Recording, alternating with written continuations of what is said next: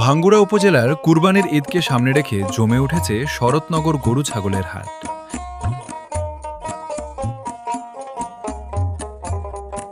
বাংলাদেশের অন্যতম প্রাণবন্ত ও ঐতিহ্যবাহী গরু ছাগলের হাট। কুরবানির ঈদকে সামনে রেখে জেলার বিভিন্ন হাটে দেশি ও বিদেশি জাতের গরু বিক্রির ধুম পড়ে যায়। দূর দূরান্ত থেকে খামারি ও ব্যবসায়ীরা গরু নিয়ে আসেন। বড় আকৃতির ষাঁড়, দেশি গরু এবং উন্নত জাতের গরু ক্রেতাদের বিশেষভাবে আকর্ষণ করে। হাটে গরুর দাম নির্ভর করে ওজন, জাত, স্বাস্থ্য ও আকৃতির উপর। কেউ ছোট পরিবারের জন্য মাঝারি গরু খোঁজেন, আবার কেউ বড় ও সুন্দর গরু কিনতে আগ্রহী হন।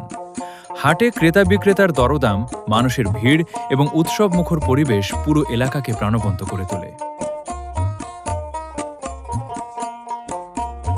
কিন্তু আজ তীব্র গরমের কারণে হাটে আনা অনেক গরু কষ্টে রয়েছে।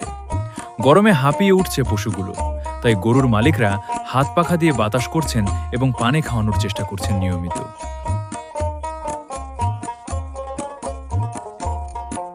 অনেক খামারে জানান, অতিরিক্ত গরমের কারণে পশু অসুস্থ হয়ে পড়ার ঝুঁকিতে রয়েছে।